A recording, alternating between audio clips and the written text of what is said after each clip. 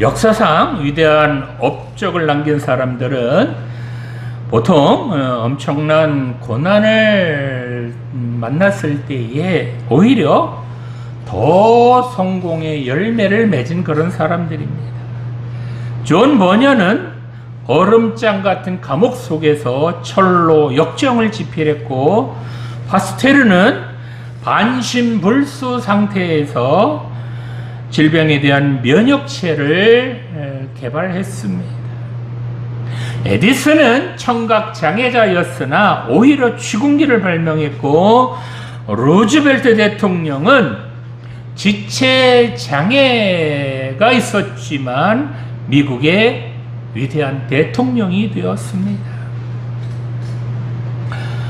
이처럼 역사는 고통과 시련에 용감하게 맞선 그런 사람들에 의하여 새롭게 기록이 됩니다. 태풍이 몰아칠 때에 수탉은 자신의 날개 속에 자신의 머리를 파묻고 잔뜩 그렇게 움츠리지만, 독수리는 오히려 그렇게 거센 풍랑이 일면 일수록, 바람이 불면 불수록 독수리는 오히려 날개를 활짝 펴고 바람을 이용해서 더 높은 곳으로 그렇게 날아간다고 합니다. 이처럼 위대한 사람들은 인생의 위기 앞에서 오히려 큰 업적을 남긴 사람들입니다. 반대로 자기에게 닥친 시련이나 고난을 이건 신의 저주다 라고 여기고 움츠러드는 이런 사람들이야말로 가장 어리석은 사람들이라고 합니다. 자, 오늘날 참으로 살기 어려운 복잡하고 죄 많은 이 세상 속에서 하나님의 자녀들은 그렇다면 이 세상을 어떻게 살아가야 할까요? 어떻게 살아야 이 복잡한 세상 속에서 하나님께 영광 돌리며 뿐만 아니라 사람들에게도 인정을 받을 수 있을까요? 이 세상의 많은 유혹과 시험 앞에서 우리 성도들은 어떻게 살아야 할까요? 오늘 주신 본문을 통해서 하나님의 자녀들이라면 어떻게 살아야 하는지 생각해보며 함께 은혜 나누길 원합니다. 자, 첫 번째로 하나님의 자녀들은 누구보다도 겸손해야 한다는 것입니다. 본문 5절 말씀 보겠습니다. 젊은 자들아, 이와 같이 장로들에게 순종하고 다 서로 겸손으로 허리를 동이라. 하나님은 교만한 자를 대적하시되 겸손한 자들에게는 은혜를 주시느니라. 아멘. 자, 본문은 베드로 사도가 지은 그런 서신인데, 자, 베드로 사도가 뭐라고 그래요? 젊은이들에게 뭐 하라고요? 겸손하라고 합니다. 또 장로들에게는 뭐 하라고요? 순종하라고 합니다.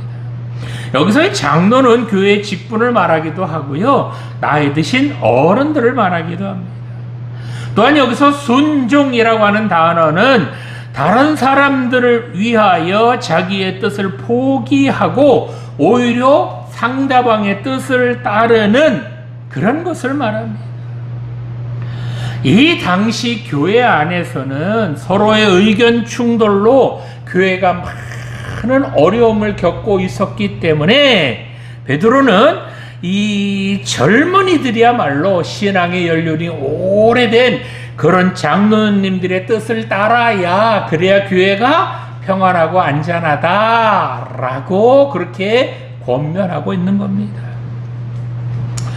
그러면서 베드로 사도가 뭐라 그래요? 다 서로 겸손으로 허리를 동이라 라고 합니다. 여기서 겸손이라고 하는 것은 자기를 굽히고 자기를 낮추는 것을 말합니다. 이 겸손은 굴종이나 굴욕과는 다른 것으로 상대방의 행복, 상대방의 기쁨을 위하여 내 스스로 나 자신을 내려놓는 것, 내 자신을 희생하는 것을 말합니다.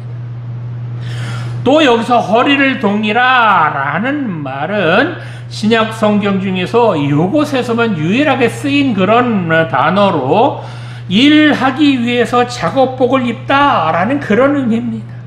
자, 일하려면 뭐 해야 돼요? 작업복 입어야 되잖아요. 그래야 더러운 것이 안 묻듯이, 즉 이 말은 늘 다른 사람을 섬길 준비, 즉 겸손하게 다른 사람을 섬길 준비를 하고 있어서 이 겸손을 일상생활에서 실천해야 된다는 겁니다.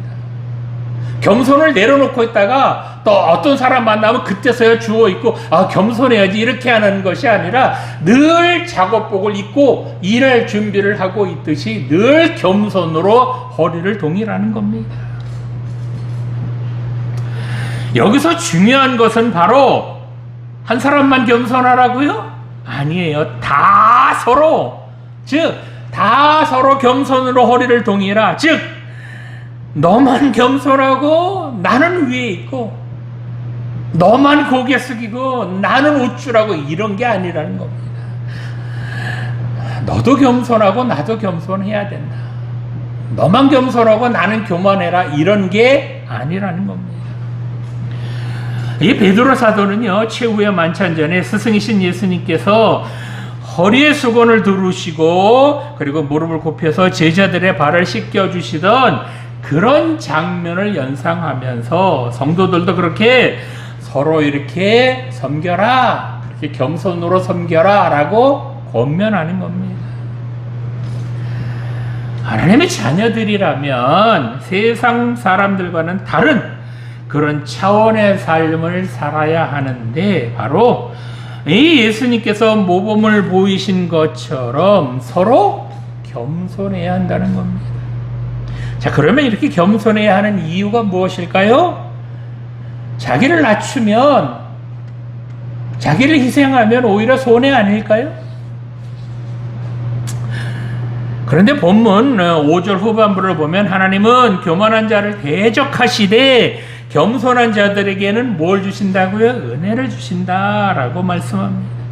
여기서 교만한 자라는 말은요, 남들 위에 스스로 자신을 높이는 그런 사람을 비유하는 말로 겸손과는 반대되는 말입니다. 어떤 자들은 자기를 높이며 자기를 드러내고 싶은 욕망이 너무 강한 나머지 자기가 하나님처럼 되려고 합니다. 자기만 잘났다고 합니다. 이것이 바로 교만의 극치입니다. 하나님께서는 이렇게 교만한 자들을 대적하신다고 합니다. 즉 대적하신다는 말은 하나님께서 전쟁을 치르듯이 그 교만한 사람들을 철저하게 깨트려 부순다는 겁니다. 반대로 하나님께서는 겸손한 사람들에게 뭐 한다고요? 은혜를 주신다라고 말씀합니다. 자, 본문 6절을 보면 그러므로 하나님의 능하신 손 아래에서 겸손하라 라고 베드로가 권면합니다. 여기서 능하신이라는 단어는 힘, 권능이라는 의미로 오로지 이 능하신이라고 하는 단어는 하나님께만 사용하는 단어입니다.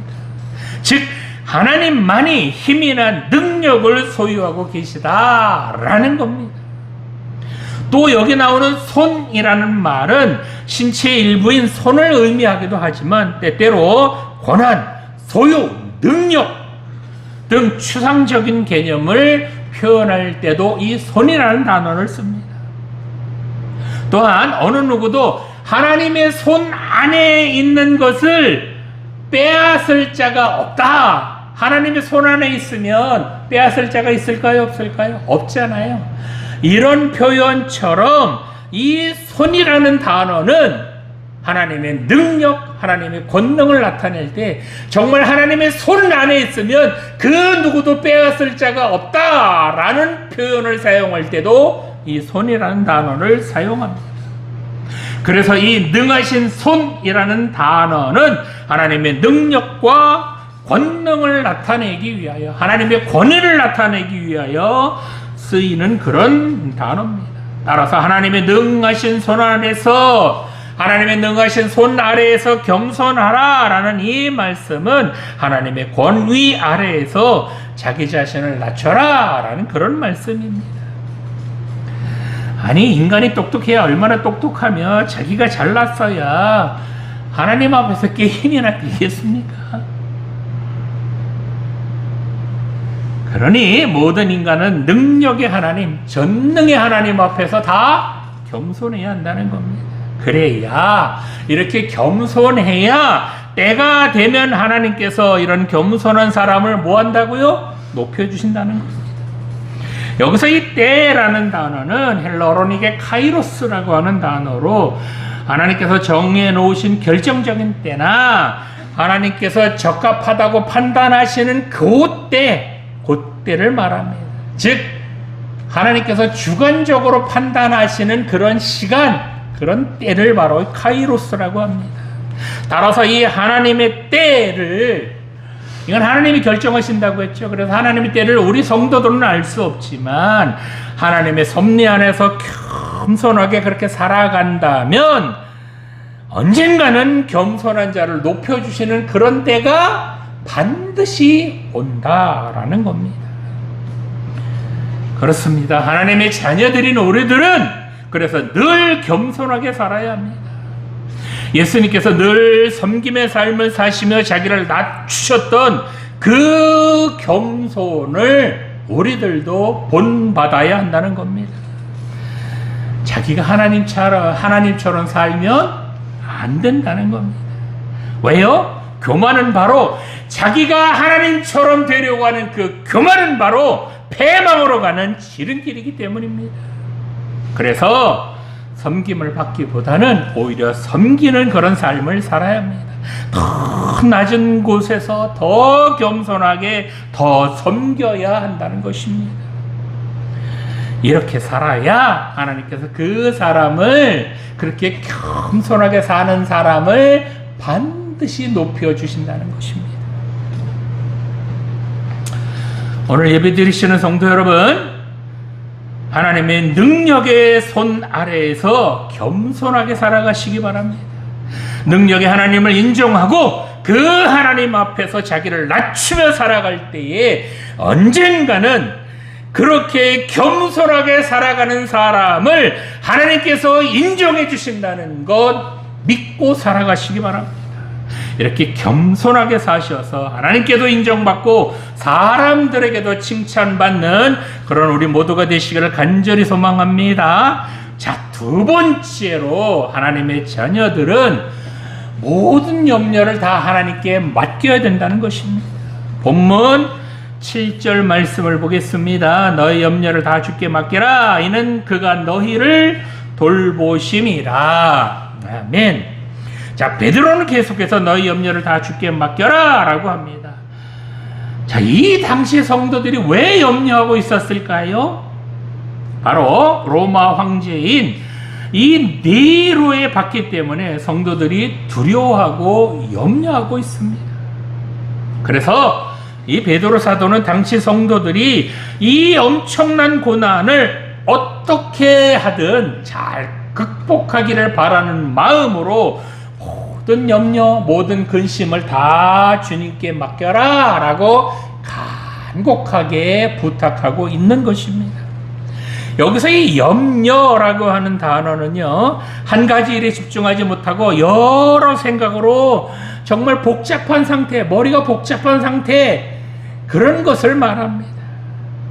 아니, 아직 일이 닥치지도 않았는데, 그 일이 현실로 드러나지도 않았는데 미리 걱정할 필요 있나요? 없나요? 없지 않아요. 이 염려라는 것은 아직 일이 닥치지도 않았는데 미리 근심 걱정하는 거, 이게 염려잖아요. 뿐만 아니라 이렇게 염려하는 것은 전능하신 하나님을 전적으로 믿는 그런 믿음이 부족한 사람들이 하는 것이 바로 이 염려입니다. 그래서 이 염려는 바로 모든 일을 그르치게 하는 겁니다. 아니, 염려한들, 근심한들 그 일이 해결이 되든가요? 또한 여기 본문에서 맡겨버리라 라는 단어는 위를 향하여 던져버리다 라는 그런 단어입니다. 위는 누가 계시죠? 하나님이 계시잖아요. 모든 염려들을 다 하나님께 던져버리고 다 하나님께 맡겨버리고 그리고 겸손하게 살라라는 겁니다. 자기가 염려되는 것들 끌어안고 살아본들 해결되지 않는다는 겁니다. 여러분 다 경험해 보셨잖아요. 근심거리, 걱정거리 자기가 끌어안고 살아본들 해결이 안 되잖아요. 자, 그렇다면 왜 이렇게 모든 염려를 하나님께 던져버려야 될까요? 왜 하나님께 맡겨야 될까요? 바로 하나님께서 우리 하나님의 자녀들을 돌보시기 때문입니다. 여기 이 본문에 나오는 돌보신다라는 의미는 어떠한 누구에 대하여 깊은 관심을 갖다라는 그런 의미로 하나님께서는 하나님의 자녀인 우리들에게 아주 지대한 관심을 갖고 계시다라는 그런 의미입니다. 즉 하나님께서는 하나님의 자녀들인 우리들에게 대해서 무관심하신 그런 분이 아니시라 우리들이 당하는 모든 처지를 아시고 그리고 모든 것들 다 살펴주셔서 그래서 우리들의 모든 필요를 채워주시는 그런 하나님이시라는 겁니다. 그러니 우리 근심, 걱정, 염려를 누구한테 맡기라고요? 당연히 하나님께 맡겨야 합니다. 그렇습니다. 염려와 근심이 생길 때 그것을 본인이 끌어안고 고민해 본들 해결되지 않습니다. 모든 염려와 근심을 다 주님께 맡겨야 합니다. 자, 그러면 왜 우리의 염려와 근심을 다 주님께 맡겨야 할까요? 바로 우리 주님만이 우리의 염려와 근심을 해결해 주시는 분이기 때문입니다. 우리 스스로는 우리의 염려, 우리 근심, 우리의 걱정거리들을 해결할 수 없지만 주님께서는 우리의 염려, 근심, 걱정들을 충분히 해결해 주시고도 남으실 분이라는 겁니다. 마태복음 6장 31절 말씀을 보면 그러므로 염려하여 이르기를 무엇을 먹을까 무엇을 마실까 무엇을 입을까 하지 말라 라고 말씀하셨습니다. 왜 이렇게 말씀하셨을까요? 이어지는 32절을 보면 너희 하늘 아버지께서 이 모든 것이 너희에게 있어야 할 줄을 아시느니라 라고 말씀하셨습니다. 하나님께서 우리 하나님의 자녀들에게 무엇이 필요한지를 이미 다 아시기 때문에 그래서 하나님께서 우리의 필요한 것들 다 채워주시길 것이기 때문에 염려하거나 근심하지 말라는 겁니다. 그러면서 계속 이어지는 33절을 보면 너희는 먼저 그의 나라와 그의 의를 구하라 그래야만 이 모든 것을 너희에게 더하시리라 라고 말씀하셨습니다. 염려하기보다는 먼저 뭐 하라고요? 하나님 나라와 그의 일을 구하면 이 모든 것을 너희들에게 더하여 주신다는 겁니다. 아멘이시죠? 자, 오늘 예배 드리시는 청년 여러분 염려 되죠? 그죠? 걱정거리 많죠? 그런데 능히 우리의 모든 염려 걱정을 해결해 주실 주님께 여러분의 염려, 근심, 걱정거리 모든 것들 다 맡기시기 바랍니다. 그러면 전능하신 하나님 능력의 하나님께서 우리의 모든 염려, 걱정들을 다 해결해 주실 줄 믿으시기 바랍니다. 염려나 근심을 끌어안고 그냥 혼자 끌어안고 끙끙대지 마시고 하나님께 다 맡기시기 바랍니다. 그럴 때 하나님께서 우리들을 돌봐 주시고 우리들의 사정을 다 살펴주시어서 모든 염려와 근심, 걱정거리들을 다 해결해 주실 줄 믿으시기 바랍니다. 이런 하나님께서 바로 하나님께서 이런 하나님이 바로 여러분 편이라는 것 믿고 사셔서 어떤 염려나 걱정 없이 편안하고 그 누구보다도 행복하게 사시기 바랍니다. 자, 마지막으로 하나님의 자녀들은 근신하고 깨어서 마귀를 대적해야 한다는 것입니다. 본문 말씀 8절에서 9절 말씀 보겠습니다. 근신하라 깨어라 너희 대적 마귀가 오는 사자같이 돌아다니며 삼킬 자를 찾나니 너희는 믿음을 굳건하게 하여 그를 대적하라. 이는 세상에 있는 너희 형제들도 동일한 고난을 당하는 줄을 알미라. 아멘. 자, 베드로 사도가 또 뭐라 그래요? 근신하라, 깨어라 라고 합니다. 여기서 근신하라 라는 것은 이 정신을 바짝 차리라는 겁니다. 이게 원어의 뜻은요, 술 취하지 말고 술에서 깨어 있으라, 맑은 정신으로 있어라, 그런 의미예요. 원어로 보면. 또 깨어라 라는 것은 잠들지 말고 깨어 있어라, 그야말로 깨어 있어라 라는 것으로, 이 깨어 있어라 라는 것은 영적 경각심을 갖는 것까지를 의미합니다. 언제 어디서든지 갖가지 유혹과 위험을 만날 수 있기 때문에 늘 근신하고 깨어 있어야 한다는 겁니다. 자, 그렇다면 우리 하나님의 자녀들이 이렇게 정신을 바짝 차리고 깨어 있어야 할 이유가 무엇일까요? 바로 대적 마귀가 우는 사자같이 삼킬 자를 찾아다니기 때문이라는 것입니다. 여기서 대적 마귀라는 이 녀석은 바로 성도들을 중상모략해서 넘어지고 쓰러뜨리고, 그래서 영원한 사막으로 끌고 가는 아주 나쁜 녀석들을 말합니다. 이 마귀가 마치 우는 사자처럼 삼킬 자를 찾아 두루두루 다니고 있다고 합니다. 그 사자가 사냥할 때를 보면요, 건강하거나 늘 사자가 어디서 나타날지를 경계하고 있는 그런 동물들은 잡아먹지 못합니다. 오히려 방심하고 있거나 병들었거나 홀로 떨어져 있는 그런 동물들을 잡아먹습니다. 마찬가지로 우리들도 이렇게 깨어있지 않으면 언제든지 마귀의 밥이 될 수 있다는 겁니다. 이 베드로 사도는요, 과거 겟세마네 동산에서 시험에 들지 않게 깨어있으라 라는 예수님의 경고에도 불구하고 정신을 놓고 잠만 자고 있다가 마귀에게 그렇게 먹이가 되어가지고요, 주님을 3번씩이나 부인하고 말았던 아주 아픈 기억이 있는 사람입니다. 그렇기 때문에 이 베드로 사도는 성도들에게 자신과 같이 그렇게 동일한 실수를 범하지 말기를 바라서 이렇게 아주 강하게 권면하고 있는 겁니다. 자, 그러면 이 마귀를 대적하려면 어떻게 될까요? 본문 9절 보니까 뭐가 있어야 된다고요? 마귀를 대적하려면 믿음이 있어야 된다라고 말합니다. 마귀는요, 인간적인 힘이나 인간의 지혜로 마귀를 대적하는 것이 아니에요. 그렇게 대적해봐야 백전백패입니다. 마귀를 그렇게 대적하는 것이 아니라 오히려 주님을 믿는 믿음, 하나님을 믿는 믿음으로 대적할 때 마귀가 한 길로 왔다가 7길로 도망간다는 겁니다.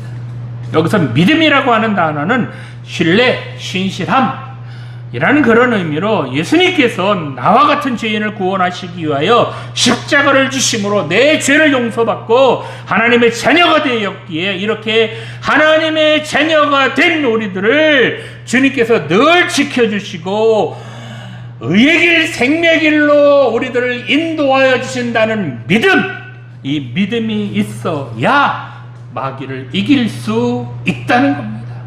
주님만이 늘 우리를 승리로 이끌어 주신다라는 이 믿음이 있어야 마귀를 이길 수 있다는 겁니다.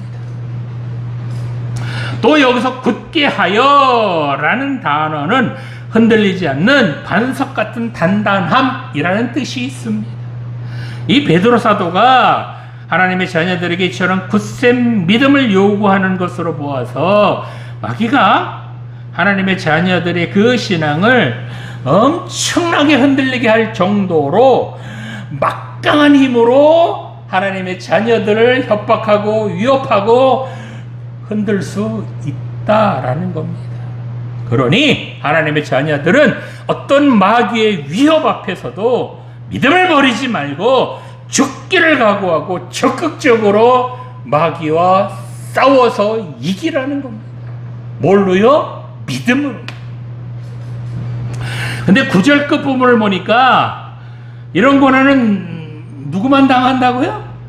형제들 모두가 다 당한다고 합니다. 그러니까 하나님의 자녀들은 누구나 다 당한다는 겁니다. 그런데 이런 고난을 당함에도 불구하고 그래도 소망이 있는 것은 본문 10절을 보니까 하나님께서 이런 고난을 어떻게 해요? 잠깐만 당하게 하신다라고 말씀합니다. 고난을 길게 당하게 한다? 아니에요. 잠깐만.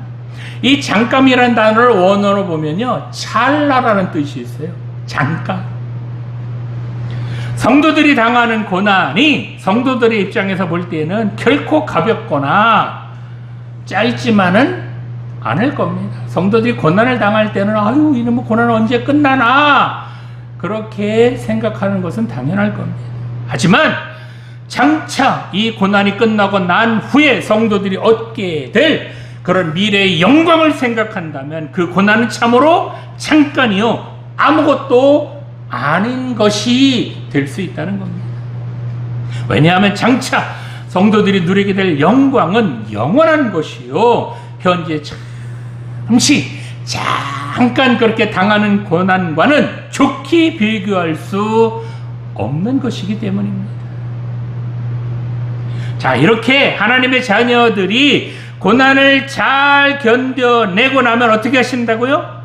자, 본문 10절 후반부를 보니까 뭐라 그래요? 너희를 친히 온전하게 하시며 굳건하게 하시며 강하게 하시며 털을 견고하게 하시리라 라고 말씀합니다. 털을 견고하게 한다는 것은 흔들리지 않게 해주신다는 겁니다.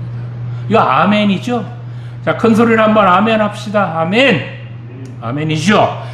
자, 여기서 온전하게 하다라는 단어는 찢어진 그물을 깁는 것과 같이 상처나고 부족한 것을 바로 잡아 주셔서 완전하게 해 주시는 것을 말합니다. 하나님께서는 하나님의 자녀들이 고난을 당하면서 믿음을 지키느라고 상처나고 찢긴 것들을 다시 온전하게 꿰매 주시어서 그 상처를 깔끔하게 낫게, 아니 이전보다 더 건강하고 더 위대하게 그렇게 만들어 주시는 분이라는 겁니다. 이렇게 고난을 견디고 나면 하나님께서는 우리를 다시 온전하게 해 주실 뿐만 아니라 더 굳건하고 강한 믿음의 사람들로 만들어 주신다는 겁니다. 자, 여기서 한 가지 생각해 봐야 될 것이 있습니다. 주님께서 이 땅에 오셔서 많은 이적, 많은 기적들을 행하셨습니다. 예수님께서는 나병 환자에게 그 예수님의 손을 직접 대시면서 그 나병을 치료해 주셨고요. 또 죽은 야이로의 딸의 손을 그 주님의 손으로 직접 잡아 일으키시면서 그 죽었던 딸을 다시 살려주셨습니다. 뿐만 아니라 오병이어의 기적을 베푸실 때도 직접 그 주님의 손으로 떡을 떼어 주실 때에 5,000명이 먹고도 12광저리가 남을 정도로 기적을 베푸셨습니다. 이처럼 이 주님의 손은 바로 능력의 손이시며 기적의 손이셨습니다. 그런데 이 주님께서 십자가에 달리실 때 그 귀한 주님의 손을 십자가에 기꺼이 내어 주셨습니다. 그 능력의 손, 그 기적의 손을 죄인들의 손에나 못을 박는 그런 비참한 십자가에 그 능력의 손을 기꺼이 내어 주셨습니다. 그래서 그 주님의 손에 커다란 못이 박히고 그리고 피가 뚝뚝 흘렀습니다. 주님의 그 능력의 손, 그 귀한 주님의 손이 이렇게 죄인들에게나 박히는 그 십자가에 내어줄 만한 그런 손일까요? 주님의 그 귀한 손이 이렇게 형편없는 그런 대접을 받아도 됩니까?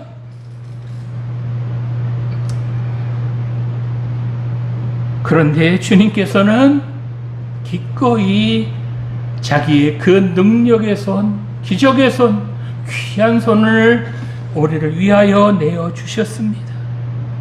이렇게 자기를 다 내어주시니까 모든 것을 하나님께서 채워주셨고, 자기를 낮추시니까 하나님께서 그 주님을 높여주셨고, 자기 생명까지 우리를 위하여 내어주시니까 하나님께서 그 주님을 다시 살려주셨습니다.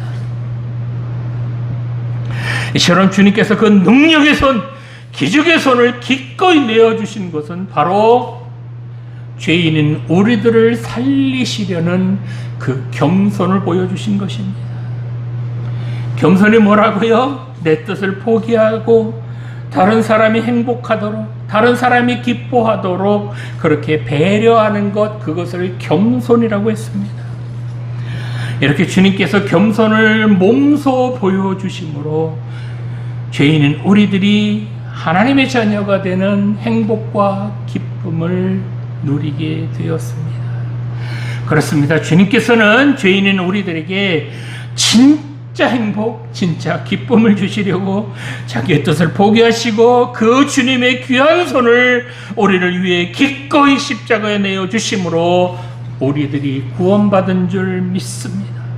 바로 나 같은 죄인들을 구원하시기 위하여 자기를 기꺼이 내어주신 이 겸손 때문에 우리들이 구원받은 것입니다. 이 주님을 본받아서 오늘 예배 드리신 우리 모두도 겸손한 사람들이 다 되셨으면 합니다. 오늘 예배 드리시는 청년 여러분, 요즘은 정말 내 것만을 추구하는 그런 세상입니다. 내 이익만을 추구하는 삭막한 세상입니다. 이렇게 살다 보면 정말로 이 세상 살기 힘든 세상이 될 겁니다. 그런데 하나님의 자녀들은 어떻게 살아야 된다고요? 내 것을 내어주고 나를 낮추고 그렇게 겸손하게 살아갈 때 하나님께서 여러분들에게, 그렇게 사는 여러분들에게 필요한 모든 것을 채워주실 줄 믿으시기 바랍니다. 그러니 주님 닮은, 주님께서 몸소 행하셨던 그 겸손을 여러분들도 실천하며 살아가시기 바랍니다. 그럴 때 여러분에게 당하는 어떤 고난이나 어떤 염려나 근심, 걱정도 다 이길 줄 믿으시기 바랍니다. 이 겸손함과 또 믿음으로 사셔서 온전한 사람, 굳건한 사람, 강한 사람, 터를 견고하게 하는 그런 사람들이 다 되시기 바랍니다. 본문 6절 말씀으로 설교 마치겠습니다. 그러므로 하나님의 능하신 손 아래에서 겸손하라. 때가 되면 너희를 높이시리라. 아멘. 기도드리시겠습니다. 지금도 살아계신 하나님 아버지, 늘 겸손하게 나 자신을 낮추며 다른 사람을 섬기며 살아가게 하여 주시옵소서.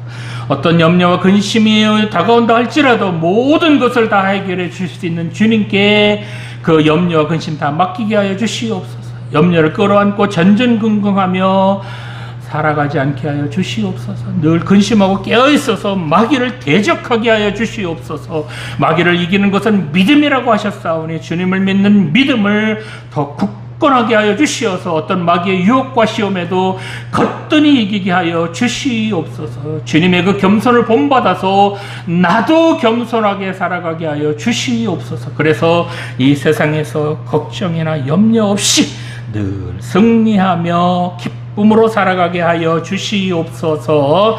감사드리며 예수님의 이름으로 기도드립니다. 아멘.